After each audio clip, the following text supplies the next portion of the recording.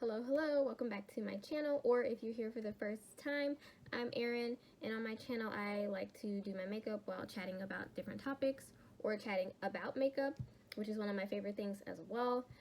Today I'm going to be doing some get ready with me using some different products. Many I've used before, but one new item, which is the Urban Decay Born to Run, not Born to Run, Urban Decay On the Run Bailout palette, which is one of the minis based on the Born to Run palette, and that's what I have on my eyes right now. So I'm going to be getting into that look with the Get Ready With Me while I'm talking about this movie from 1986, Slaughter High. And this one is more of like an undergroundish type movie. You may or may not have seen it, and if you have, tell me your thoughts down below in the comment section. If you haven't seen it, definitely check it out. It's a cheesy one from the 80s, but it is enjoyable. So if you want to hear my thoughts about this movie, Slaughter High, and see me using some makeup, please stick around and watch the video. Thank you for every single view. I really appreciate it. If you like this video, give it a thumbs up and subscribe if you want to see more content like this. Let's get into it. Alright, so today I'm going to be doing my usual Get Ready With Me while I am talking about another movie that I just recently watched for the first time. It is a horror movie, which is my favorite genre, but the name of it is called Slaughter High, and I just want to tell you guys my thoughts about it while I put on some makeup. So I've already primed my eyes, and I'm going to go in with the Urban Decay On the Run Bailout palette that I just recently bought. I'm going to try this out. I wanted to try out more Urban Decay forever now. I do have one palette from them, which is the Game of Thrones palette, which is because I love Game of Thrones is why I bought, well, a family member bought that for me. My sister got it for my birthday, and so, because she knew I love Game of Thrones, so that's the only Urban Decay item I have, and this is the second thing, so let's keep going into trying this brand. But anyways, let's get into the movie as we do some makeup. I've already primed my eyes with the Sephora Tinted and Cooling Eye Primer, which is this one. Yeah, let's get into it. So I'm going to go ahead and do eyes first and then face. This is just going to be a quick video today, just talking about this movie and getting ready. Alright, so first a little information about the movie as I go in with this color right here, Faith. So this movie is from the 80s. It's from 1986. The writer and directors include George Dougal, Mark Ezra, and Peter Litton. So we have those three men that wrote and directed this movie together. And with movies from the 80s, there's so many horror movies that came out in the 80s, and you get some gems, you get some good ones, but you also get a lot of really kind of just thrown together quickly, make a buck type of horror movies. And some of those are also good, but some of them are pretty bad. And I'm on this kick right now of 80s horror movies because I didn't realize I haven't seen so many. Of course, you know, the classic ones. Nightmare on Elm Street, Friday the 13th, Halloween, all of those types of movies. Yes, I've seen the Halloween franchise because technically the first Halloween came out in the 70s. But yeah, so a lot of those movies I've seen that are the big known ones, but I haven't seen a lot of these other ones that were made in the wake of those popular movies. So yeah, this movie, Slaughter High, was obviously an 80s film. It's starring Caroline Munro, Simon Sukdamore, Carmine Lanacone, Donna Yeager, and Sally Cross. So those are our main people. And the plot for this movie is pretty simple. I watched it around April 1st because was supposed to be titled April Fool's Day because of the plot. So the plot is this film follows a group of adults responsible for a prank gone wrong on April Fool's Day. They are invited to a reunion at their high school, which, when they arrive, appears to have been abandoned for many years. And when they get there, there is a mass killer awaiting them to pick them off one by one. So the storyline is not one that's particularly super original. You do have some other great revenge type of horror movies, obviously, but it's a fun premise, a fun type of movie to watch and see how these really kind of terrible characters that did this prank to this boy, how they get what was coming to them, basically, and how he gets revenge. So it is one that's not terribly original with the plot, but I did really enjoy this one as I was watching it.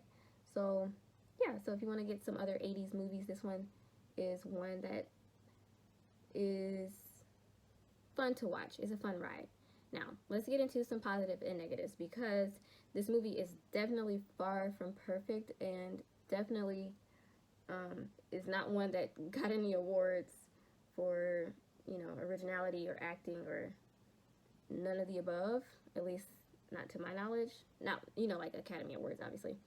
But yeah, so let's get into some highlights about it. So there were some good kills. That was the main good thing about this movie, is that the way they were doing the kills was very creative. So we had some really cool kills that I think are very original for this film. Like there's one where one of the adults, one of the ladies, gets some blood on her from the first kill, and then she goes to take a shower for some reason. I mean, take a bath for some reason in the school, which, whose school has a bathtub in it? I digress.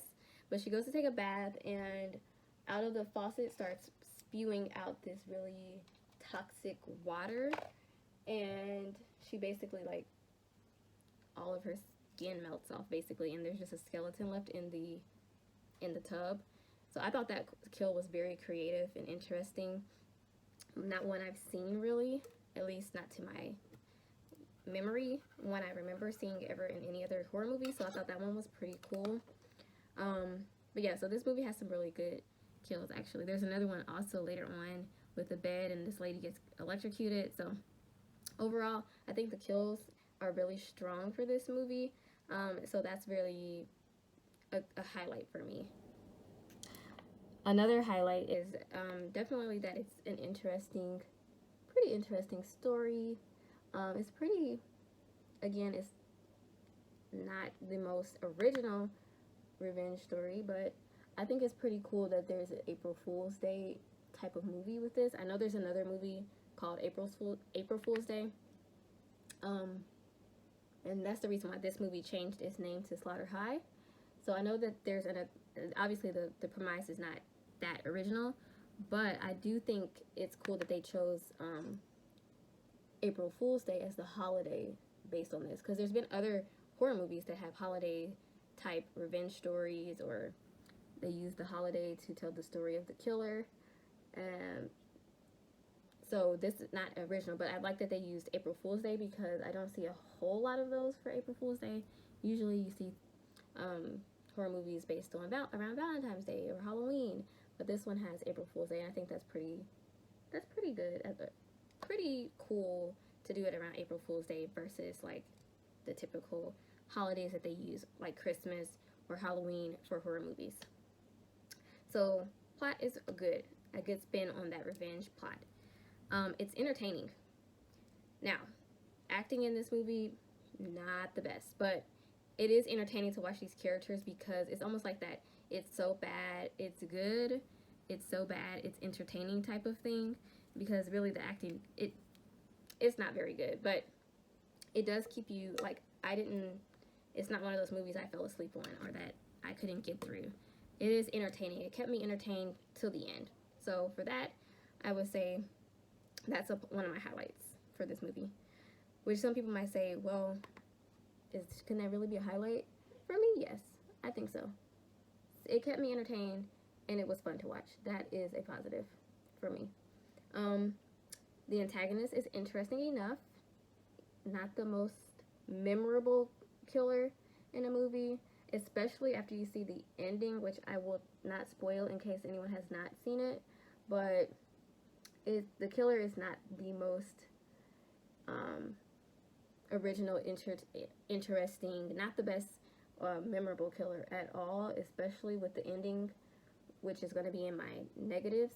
But he's interesting enough, especially because he's wearing a Joker mask, a Joker mask throughout the movie. That adds to the creepiness of the antagonist. So that's one thing that's on my positive. And then lastly, it's so cheesy, it's good.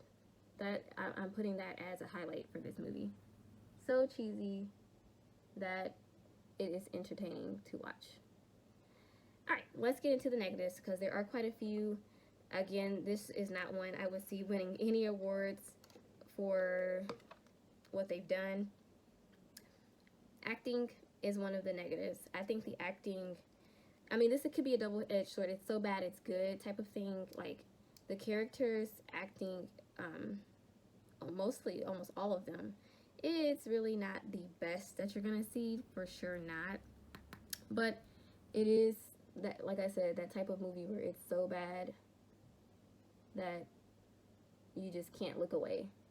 And for that reason, it is entertaining. But the acting is definitely one thing. It's just very, like, cheesy and one-liners, and the adult characters that we're seeing get picked off. It's good that they're, like, bad people, basically. Like, they're all terrible people, so you don't really feel bad for them when they get killed, which could be a negative or a positive, versus, you know, depending on how you look at it. Like, if that's one thing that's good for you, like, I don't like that character anyway, so I don't care if they get killed off. But us also, who are we rooting for? I was almost rooting for the killer because of the way they treated him and did that prank on him, and the prank left him disfigured, like horribly disfigured. So for me, I wasn't really rooting for any of the, like, main characters that were getting killed. None of them really had any redeeming qualities. So the acting and the characters is kind of a negative because they didn't have any redeeming qualities. You don't really want to root for them. But again, some people might say, well, that's good because they're getting killed. I don't care about them. To each their own. Alright, next thing that's on my negatives, which I have a list here, is the ending. Not my fave. I like twist endings or surprise endings just like everyone else, but sometimes if you just kind of negate your whole movie with your surprise ending, it was just like, what's the point? And that's kind of what this movie does. It does all of this revenge and all of this stuff, and then our ending, which I'm trying not to spoil, but it's just like, I don't know how to explain it. Our ending kind of almost negates or just pushes past everything that has happened all throughout the movie, and it's just like, well, what was the point of the movie if we're just going to ignore everything that happened and kind of, you know, I won't say anymore, but yeah, I didn't enjoy the ending overall. I did not enjoy it. I just think they could have done something different with the ending, but that's my personal opinion. Not my fave. Definitely didn't love it. And then, I already mentioned this with the acting. The characters are very stereotypical characters, and they have no redeeming qualities to them. You're not rooting for anybody in the story, really. Probably except for the psycho killer, who's just trying to get revenge because they did something to him first. So for me, the characters, very stereotypical. You got the rich girl, you got the rich hot girl, you get the idiots. We have the clown, the funny one that's trying to be funny all the time, do pranks, and they're all just like the cool kids that's pulling this prank. And even when this shows them as adults, like 5 years after they graduate or something, and they're coming back for this reunion. Which, who has a reunion for high school after 5 years? But anyways, yeah, they're still like, they haven't grown really as characters. There's no growth. A couple of them seem to show remorse for what they did to their classmate, but again, they are just basically the same character. There's no growth for really any of them. So yeah, that's one of my negatives as well. But overall, I did enjoy this movie. yes, so overall, I do like this movie. As a final sort of thing to note, I did really enjoy it. I thought it was a great movie to pass time with if you don't really want great acting or super serious or something to just kind of laugh at. This one is definitely a good one. So Slider High, I would recommend if you just want something kind of cheesy. Definitely not far from the best horror movie or far from the best acting that you'll see, but it's a fun one to watch just to pass the time, and it's got that classic sort of 80s flair to it. So if you're looking for something from the 80s to watch, definitely check that one out. Alright, so that's pretty much all I have to say about that movie. I did go ahead and finish up a lot of my makeup off camera. I went ahead and did a little light concealing under the eyes, as well as I added a little more coverage for my foundation using this cushion from Wet n Wild foundation mixed with this NYX one. So I put a little bit of this on, and I also did a bit of bronzer with the Amuse Dollar bronzer that I've got quite a while ago. And I'm putting on a little bit of blush. I'm using the Jordana Triple Play All Over Colors, and I'm just kind of rubbing it onto my brush. That's probably not any more sanitary than just rubbing it on my face. I don't know, but it's working for now. So, and it's giving a really nice, pretty color to the skin. It does seem to have some shimmer in it. Yeah. Almost looks like glitter particles, which I don't like, but it's cute. I like it well enough. So, I'm going to build that up just a little bit. I kind of like a stronger presence of blush because I love it. So, not clownish looking, but enough on there. Alright, that's enough for now. I think I'll finish the rest of my makeup off camera. But yes, so that's my review of Slider High. Check it out if you want. I checked it out on Amazon Prime. And I'm going to go ahead and just end the video here. There's not much more to say. Thank you for watching. If you enjoy videos like this, please give this a thumbs up.